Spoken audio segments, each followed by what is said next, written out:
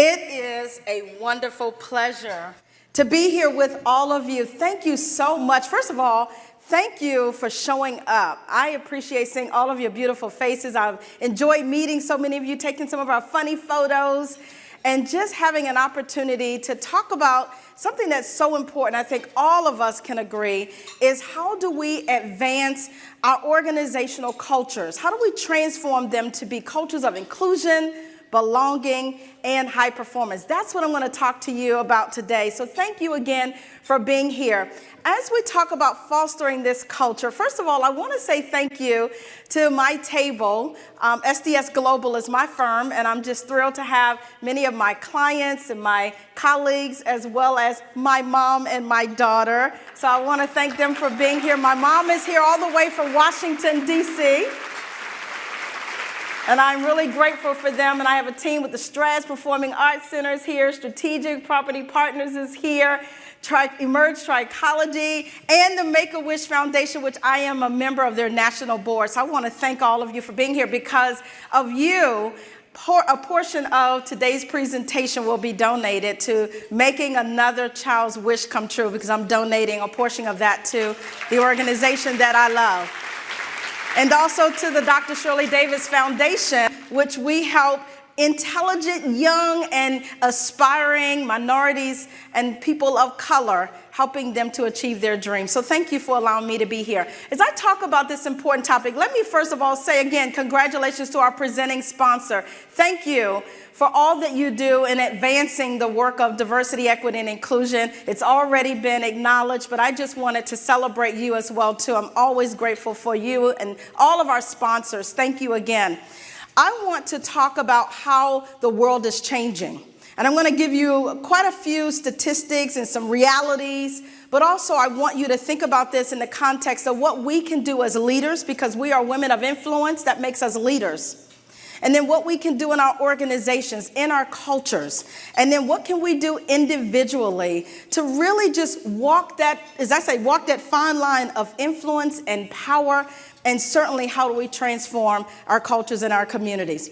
How many of you would agree we are living in a global, multicultural, multi-generational, hybrid, remote, gig economy?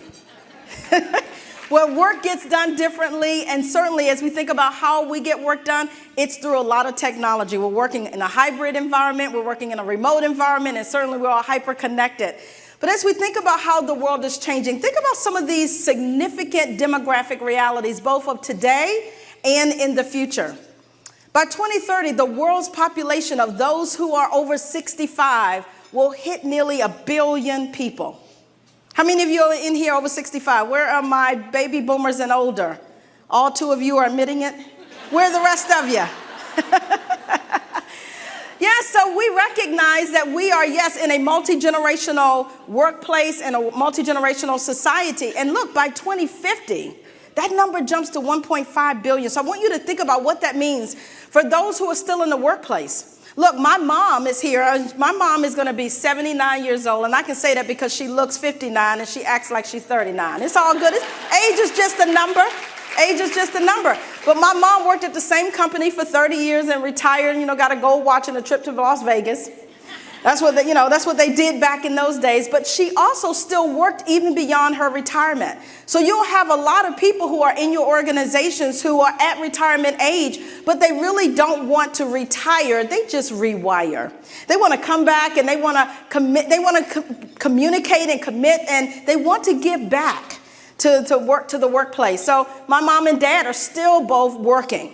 And that's the reality of our new workforce as well. In addition to how the workforce is changing, we also recognize that more ethnic minorities will make up the U.S. population of workers. Nearly 54% by 2030 will constitute the working workforce. And then as we think about, too, the generations, right? There's 5 now. For the first time in history, 5 working alongside each other. So we've got the traditionalists, which is my mom and dad's age, and then some others who said in here that they were baby boomers. Where are my Gen Xers? Do we have some Gen Xers in the room? And do we have some millennials in the room? There's the millennials. And then what about, do we have some Gen Zs here today? I saw some emerging leaders and women of influence in here as well. Yes, so we are all here and we all bring very different lenses in the ways that we see the world and the ways that we engage and what we heard and messages that we were taught and our background, right? The things that we are today, the things that we see, believe, and the ways that we see the world we're the sum total of our background and how we've been socialized and even programmed, right? Through media, through what we watch, who we hang around, what messages we hear, and how it's reinforced in our workplaces, in our places of worship, in our schools, in our communities. And then the total millennial workforce is now becoming the largest segment of our working population, along with the baby boomers. But according to AARP, even though we have 80 million baby boomers, nearly 10,000 a day are exiting the workplace, either retiring or rewiring or both. So look at this. When we were in the middle of the pandemic, the workforce statistics changed. They've been predicting this for a while, but in 2020, 50% of the workforce became millennials. And that number in just a few years jumps to 75%. So the workforce is going to be made much more of not only millennials, but look, the Gen Z is here. And so by 2025, in just a few more years, this generation is actually going to make up nearly 30% of the workforce. So I want you to think about this in terms of how do we need to transform our cultures? How do we cultivate cultures of inclusion, belonging, cultures where people can come to work and bring their most authentic selves? And I know we always say, bring your best self to work every day. And I think that's so important. And we want to create the kind of cultures where people feel like they can do that. We have that opportunity to help change policies and to change strategies and to implement new ways of behaving and new ways of thinking so that we have those kinds of workplaces. So when we think about Gen Z, recognize that the workforce continues to change multi-generationally. We have the youngest part of our generations now in the workplace. Not only that, though, but we also have to be sensitive to the realities that we have more people with disabilities than ever before. Now, we have about, 7.8 billion people on the planet, and about 1 billion of them lives with a disability, whether it's visible or invisible, and most of them are invisible. We're having more conversations now when we talk about these aspects of uniqueness and diversity and the things that make us all different but all similar. We have to recognize that diversity is not just what I see. Diversity can be those invisible things too. And 90%, if you think about it from like a iceberg, 90% of what makes up an iceberg is beneath the waterline. And only 10% at the top, which is oftentimes where we see a lot of biases and assessments and judgments. And, we have quick snap judgments that we make within 3 to 5 seconds when we see people. I've been in recruiting, and I used to lead it for 10 years. And I can tell you that we oftentimes make quick snap judgments of people just by looking at them, how they would dress, how they, sat down, what was their body language like, how did they shake hands, right? What was their eye contact like? But 90% of what makes people unique and different and brings all kinds of different talents, gifts, and strategies to the workplace, different experiences, different values, different perspectives are things that we don't even see. And what that requires us to do is to go deeper, build more enriching relationships, go beyond the 10% and build those kinds of relationships where we can then identify how different they are and the assets that they are as well. When we talk about diversity, we talk about people with disabilities or different abilities, one of the conversations we've been having more and more that we haven't had in my 30 years of practicing in HR, but I'm really thrilled that over the last 3 or so years, we've been leaning in and having more authentic conversations and those uncomfortable, sometimes controversial, sensitive conversations about who we are and the aspects of our identity. So we're talking now about even neurodiversity.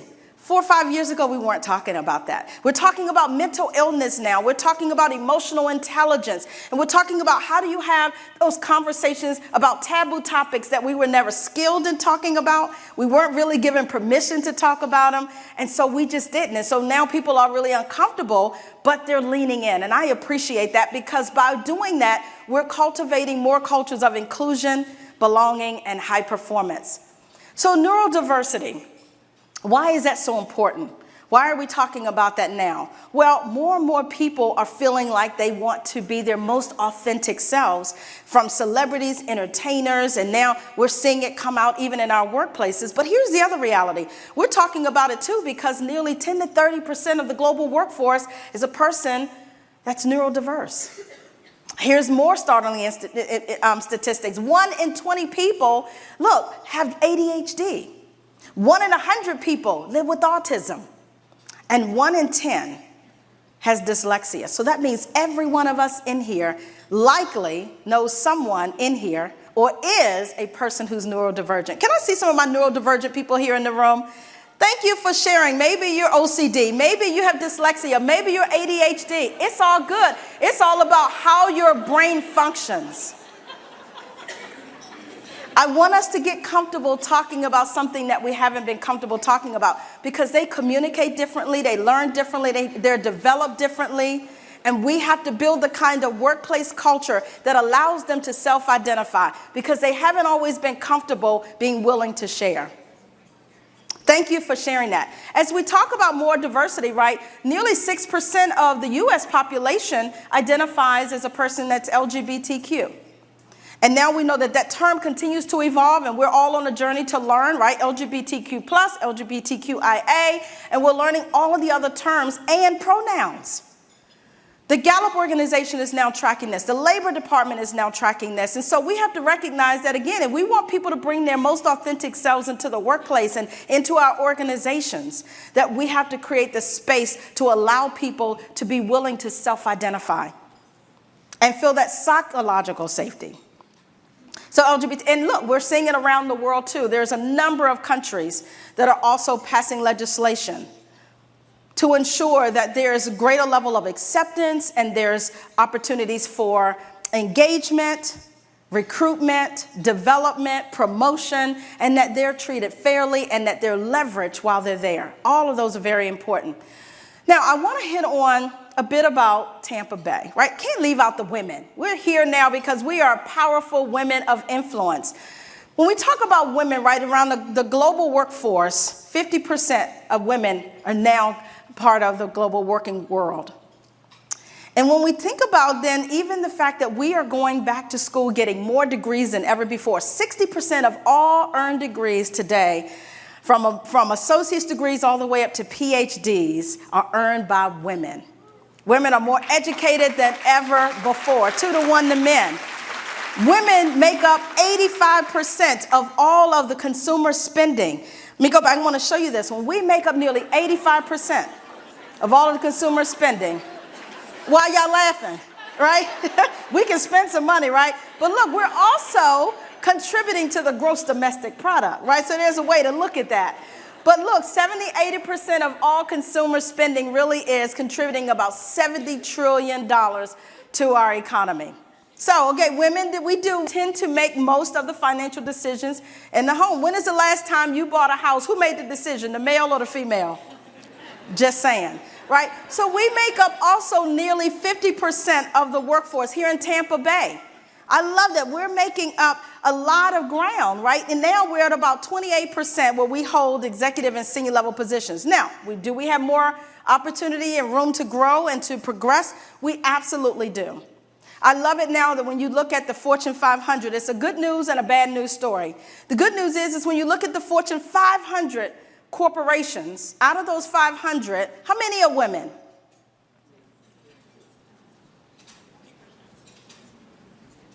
Out of the 500, there's only 41. That's the bad news and the good news because that's the highest that it's ever been in our history. So we do have more work to do. So as I think about then the fact that we still don't see that level of executive representation in our C-suites and on our boards, we recognize we have more to do, even though we're seeing it in greater numbers than ever before. We still only earn 86 cents for every dollar that a man earns, and it's slightly better than the national average here in Tampa Bay of 82 cents.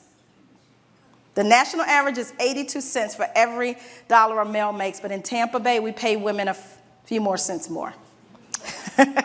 In Tampa Bay, despite some progress, we recognize, too, that women of color still face some significant disparities. And so there is an opportunity for us to help close the gap around employment rates, and even as we look at poverty. That's why I love when Mayor Castor mentioned that, for her, it's been very intentional about being more inclusive and recruiting and making sure that we do have representation, and not only creating more job opportunities, but then moving them into senior and executive roles. So I want to thank all of you whose organizations are really focused on this and being intentional, because that's what it takes. The Tampa Bay Business Journal found that out of the top 25 employers in the Tampa Bay area, that only 4 are led by women. So we still have more opportunities to bring women to the forefront and to have them leading organizations, because women, we got what it takes to do the job.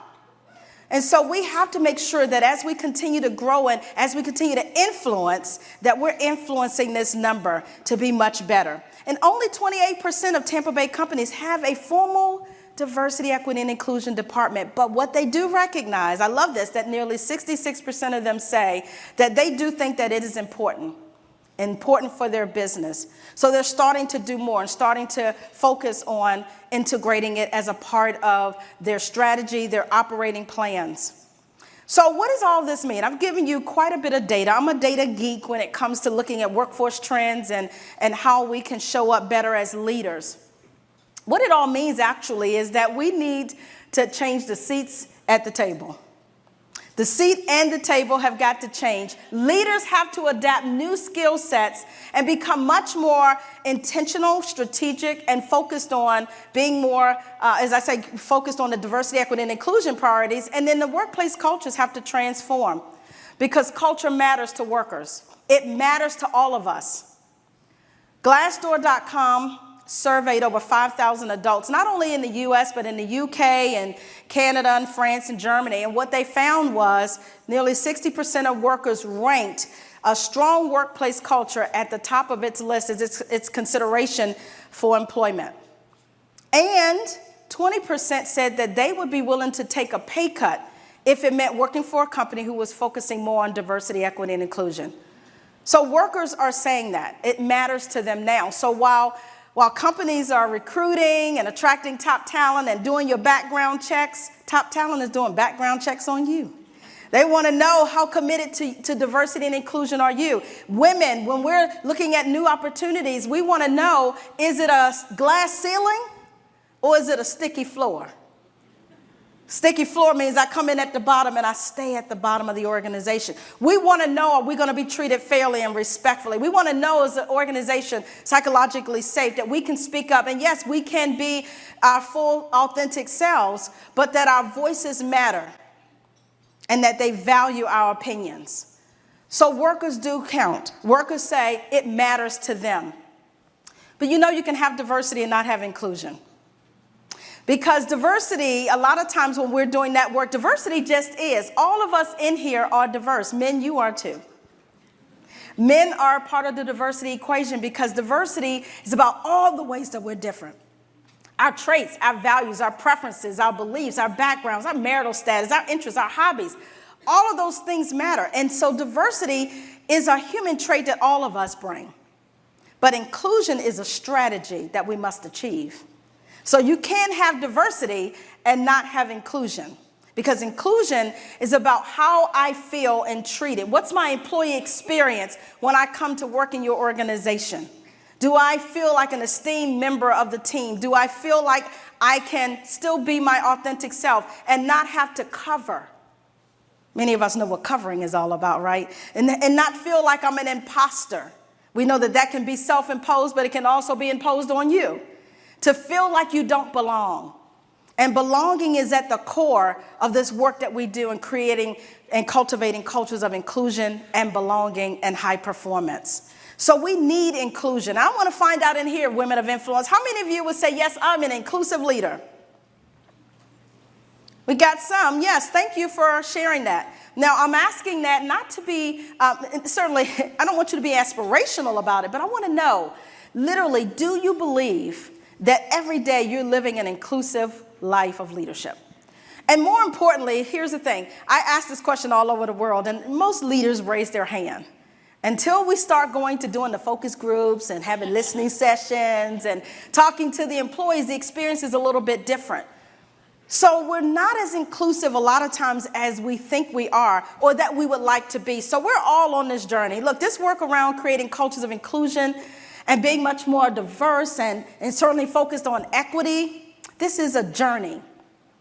And this isn't something that you're going to achieve tomorrow.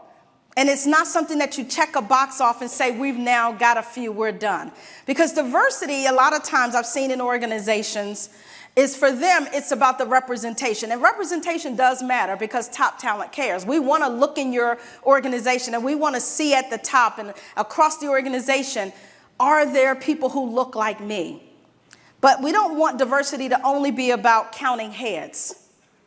We want it to be inclusion, which is about making the heads count. That's tweetable. Well, I'm not on Twitter anymore, but you can put that out on Instagram and on Facebook. But we don't just want to count heads. We really want to make heads count. So when we talk about leadership, right, if you are a leader and nobody is following you, you're just taking a walk. Because just because you call yourself a leader, you got the title, you got the power, you got the authority. If people aren't following you, you are just taking a walk. It's a futile exercise. Because why do people follow great leaders? We follow great leaders who see the best in us, who want to bring out our untapped potential, who won't throw us under the bus, who doesn't take all the credit and then give us all the blame. We want to follow leaders who we can trust, leaders who have a vision, leaders that are going to take us somewhere, leaders that really are emotionally intelligent, culturally competent, leaders that respect our gifts and our talents, and they're not threatened by it and intimidated by it. How many of you work for those kinds of leaders? How many of you would say, I am that leader? Because inclusive leaders really do create the kinds of cultures and the workplaces where all talent can thrive, not just those who look like you, not just those who talk like you, not those who vote like you and love like you, but creates cultures where everyone can be themselves, bring their talents, their gifts, their uniqueness, and not have to conform. I want to share with you a little bit about why this is so important. Because in my 30-year career working in corporate America, and I worked all over the world, worked in various industries, retail banking, retail sales. I worked in financial services. I worked in manufacturing. And then I worked in nonprofits and worked at the world's largest HR association. And now I have the pleasure and the honor of working with corporations and nonprofit associations and organizations of all sizes all over the world, working with their C-suite, their boards, as well as with their leaders. Our firm does everything. We're a full-service firm of cultural transformation. But one of the things that I found in my work when we're doing this is that when I try to, in my own story, I have tried to then move forward in my own career. How many of you have ever asked, what will it take for me to get promoted? How can I then show up in order to get the promotion and the money that I deserve to get paid? How many of you have had to chase after those carrots like I did? Where I was asking my boss, who I had trained and then became my supervisor. I know y'all have never dealt with that. But I had to train my boss, who became my supervisor, and I was asking, what can I do then to get promoted? I've been in those rooms where I've been the only one who looked like me. And I've been relegated to taking the notes and having to go get the lunch and clean up when I was their peers. I've been that person that I've gone out to meet with clients. I was the senior director, and I had direct reports who were males who went with me. And the client started talking to them as if they were the boss and me as if I was the secretary.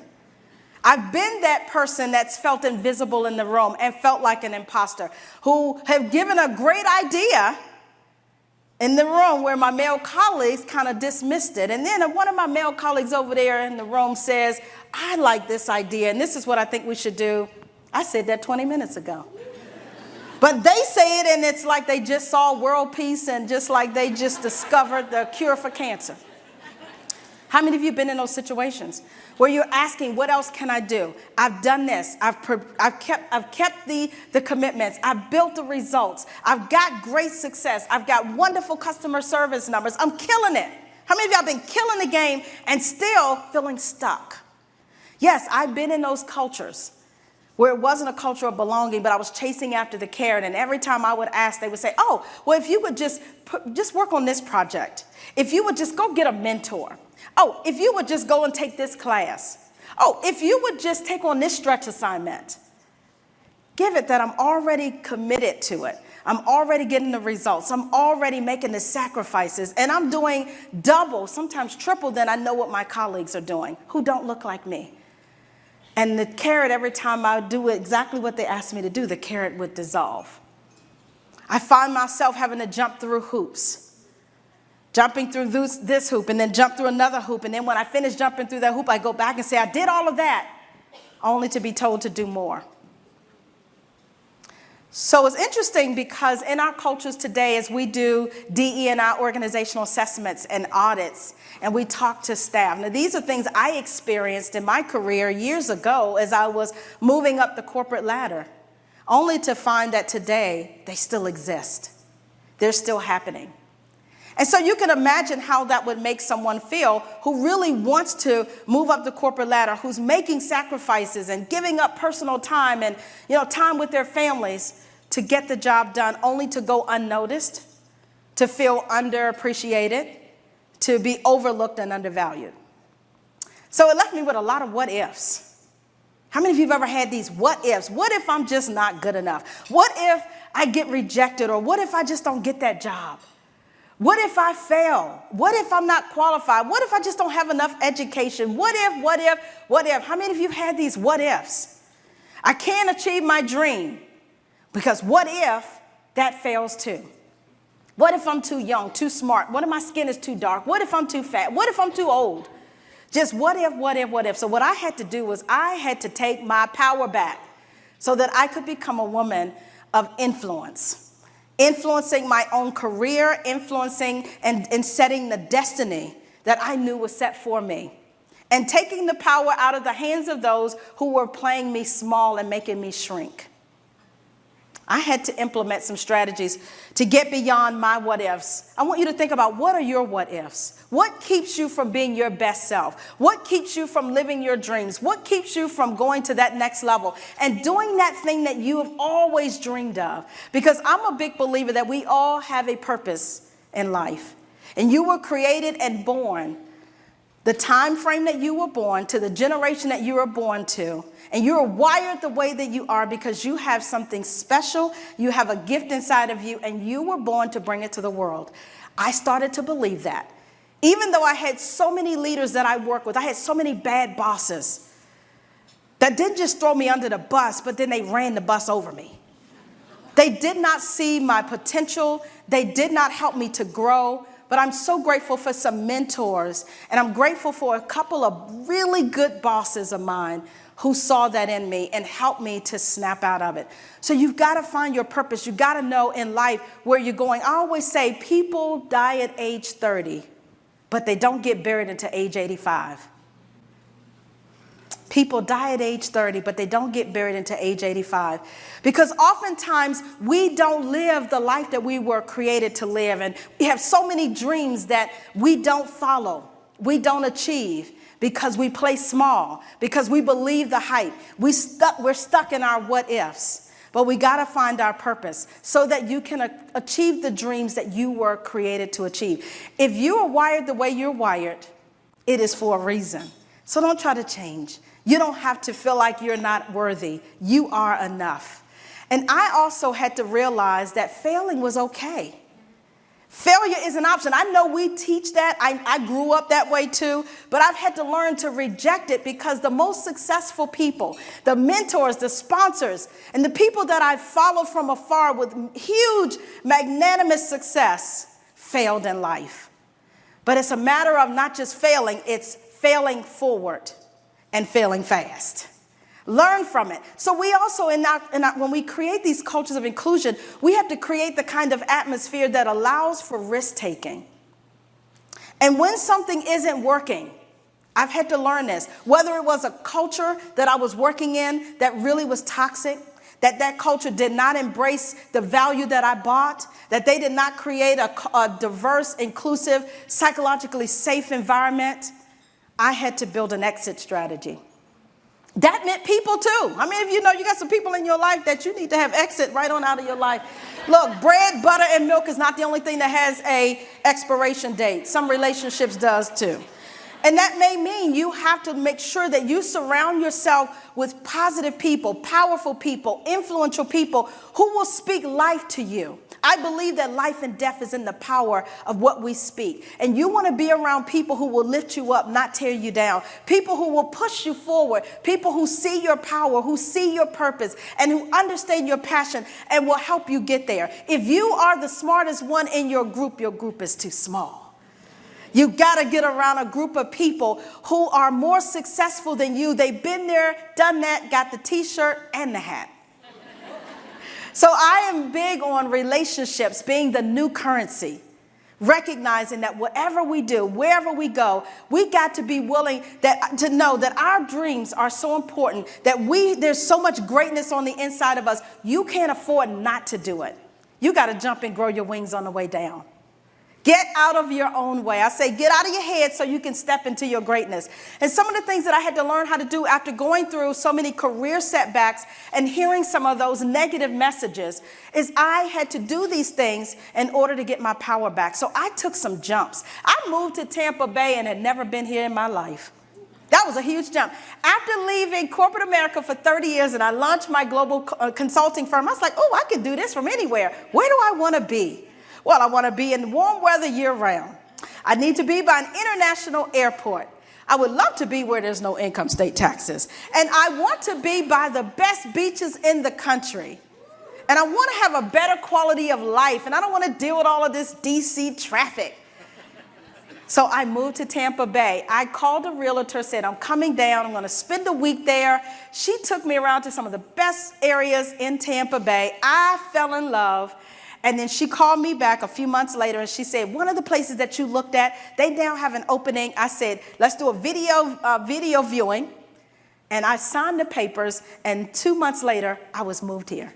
And that was 8 years ago. And I am absolutely thrilled to be not only a Floridian, but a Tampa Bay Buccaneer. So I did get beyond my what ifs. I got beyond them. And I had to tell the story. Look, I'm at my happy place now. I had to tell the story because this is at Treasure Island Beach. This is where I go for my happy place, my place of peace and enjoyment. But I also want to help other people get beyond their what ifs so that you're not stuck in a job and in the workplace where you can't become a better version of who you are. Every day that we wake up is a gift. And you are a gift to someone. If you come within 3 feet of someone, that means they have a blessing for you or you got a blessing for them. So that's how powerful we are, women of influence. So I want to give you not only some of those personal strategies that I used in my own life.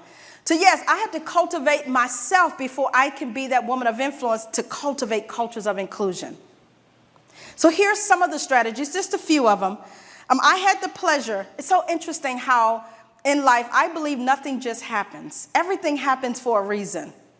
So having gone through a number of those setbacks and some of those experiences, and there's so many more that I didn't get to tell you about, being in, 3 near-death experiences and going through some relationship trauma and dealing with, sickness and illness and being bankrupt. I mean, I was all of those things. But I believe that I went through all of those things so that I could help others become better versions of who they are as well. So that I could not only help individuals and leaders, but that I could also help them to create the kinds of culture so that there aren't more Dr. Shirley Davises in your organizations who feel disengaged, disenfranchised, disconnected, marginalized, trivialized, and minimized.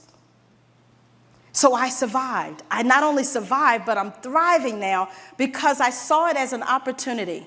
One of my mentors, Les Brown, who I've worked with and traveled with, and he's been my speech coach, mentor, coach, and friend for 21 years. He says, when life knocks you down, if you can look up, you can get up. And when you get up, hold your head up high because there is greatness on the inside of you. Let me close with a couple of strategies for what we can do as leaders and as women of influences in our organization. So the first thing we've got to do is we've got to assess our culture at all levels. Know what's the current state of the culture. What is the employee experience like?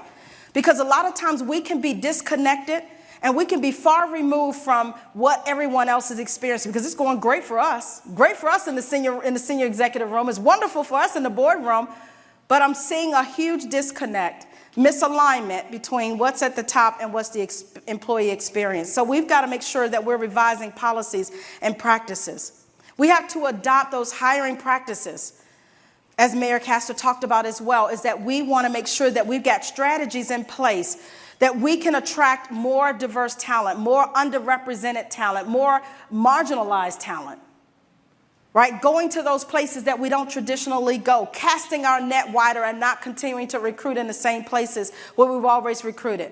We got to ensure that there is a level of commitment and accountability at the top as well. Because I recognize it is that when we don't have it at the top, it's hard to get budgets, it's hard to get resources, it's hard to move anything that relates to change management. And DE&I is a change management process because it's all about culture change, mindset change. We call it the head, the heart, and the hands work.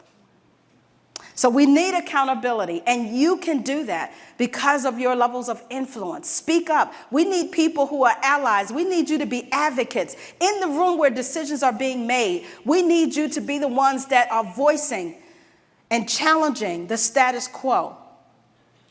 We need you to encourage and reward diversity of thought. If you're at the table and everybody thinks like you, again, the table is too small. Invite people who have different perspectives, who see the world differently, because you'll make better decisions. There's so much research out there that talks about when you have a more high-performing, diverse team, they outperform homogeneous teams. And they get a better return on sales, better return on equity, a better return on their investment. And we have to minimize our unconscious biases. Whole nother course. Unconscious biases recognize that we all have them. We've been trained, socialized, programmed, institutionalized with bias. But we can mitigate it. We can interrupt our own biases. It comes through training and education and exposure and experience. And a willingness to recognize that we got to be able to make decisions with an equity lens and not coming from our own lens. A couple of other strategies. We got to develop culturally competent and emotionally intelligent leaders. And that means we have to work with people across all differences, doing it in a way that's effective, that values, respects, and treats people who have differences as assets.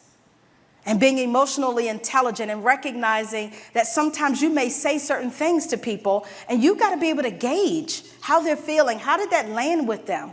And be open, not only to manage your own emotions, but to gauge and to have a discernment of others' emotions. We also have to implement not only formal, but informal mentoring programs. We always talk about that with women. In order for women to really succeed and to move up the corporate ladder, and I'm a witness too, we need mentoring. We do need sponsorships. We do need allyship. And each and every one of us can do this. And men, I call on you to be those mentors, to be those allies for women that are trying to move up the corporate ladder. We also have to make sure that we're embedding diversity, equity, and inclusion in all of our strategic planning and our operating plans. It needs to be a part of everything we do, not an afterthought, not done in a silo. And we have to ensure psychological safety and that we're building cultures of trust as well as cultures of belonging. And then lastly, look, if you do all of these things and they still don't work, I'm a big believer if you can't change the people, change the people. If you can't change the people, change the people. That's important because you may have blockers in your organization who will never support this, who will never want to. They always say, well, we just hire the best and the brightest and we hire the most qualified. And if it happens to be men, I hear that all the time. I can't find any. I hear that all the time. But we have to make sure that we are hiring leaders. And I tell leaders and I tell boards this as well. And I work on a number of boards who are now looking to hire more diversity on their boards, but being more intentional and asking them questions about their commitment, their experience, and their performance in the past of driving DE&I. Those are very important. Let me end with this. Why I earned my PhD. I didn't just earn my PhD, and I did this. My goal was I wanted a PhD before I was 40 years old. My daughter was about 5 or 6 years old at the time. So I wasn't doing it because of her, because at 5 or 6 years old, all she really cared about was Mom, what's for dinner? My daughter wanted to make sure that I was at her gymnastics meet and her cheerleading competitions. She didn't necessarily care about a doctorate. She just wanted her mom to be there. I didn't get the PhD because I wanted to make my parents proud, because they already were. They had seen me graduate undergraduate. They'd seen me graduate with my master's. They'd been to my pageant competitions. I was an athlete. They had been there in all of those things. But I earned my PhD because I wanted to take away the excuses that I kept hearing, that I wasn't enough, that I needed this, I had to do that, and I should get this degree, I should get that degree, all from people who didn't have half as much as what they were telling me to get. I got my PhD so I could overcompensate for the fact that I was a woman and a person of color. I got my PhD so that I could always feel like at least I've earned something beyond where everybody else was. And today, which is amazing, is so funny, whenever I was applying for positions after I got my PhD, instead of hearing, oh, you're not good enough, you're not done, guess what I started hearing? Oh, we can't afford you. Oh, we don't know if you're going to stay. Oh, you got all of these. So look, I have an undergraduate degree. I've got 2 master's degrees, a PhD, and 10 certifications, all because I had been told I wasn't good enough. And so today I'm so thrilled that I work for companies, I work with leaders who are so much more committed to creating cultures of inclusion and high performance, so that you don't have to have more people like me who are hearing that they're not enough, who are training people who became their boss, who were sitting around the table but made to be invisible, who were overlooked but undervalued. And today I'm so thrilled to use all of those experiences to create the kinds of culture and the kind of future that I want to leave my daughter. And I want to encourage each and every one of you to do the very same. I'm going to ask you today, as I close, to commit to 1 or 2 actions, 1 or 2 things that you're going to do from just what you've heard from me. I know that my story is not just my story, that's why I tell it. My story is the story of so many others here in the room. But I want you to commit to what is it that you'll do in order to continue to cultivate cultures of inclusion and high performance. I also want you to commit to increasing your personal power. And one of the things that I committed to the chamber, to the committee, was I'm going to do an additional webinar after today, because I know that we want to go deeper. I want to have an opportunity to interact with you and ask questions and let you ask me questions, and I want us to engage. So I'm going to be doing a free webinar, and I'm going to ask you, if you wouldn't mind, there is on your chairs, on the back of your chairs, there's also a retreat that I'm going to be doing, a 2-day self-care, personal development, reinvention experience of a lifetime, and I'm giving a discount only to those of you who are in the room today. We only have 25 seats, but you'll be able to get more information by scanning this code here.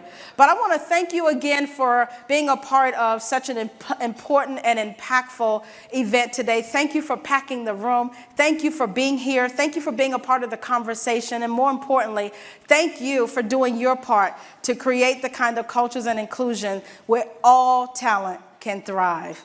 I'll see you out back. I'm going to be signing both of my books today. Isn't it so funny?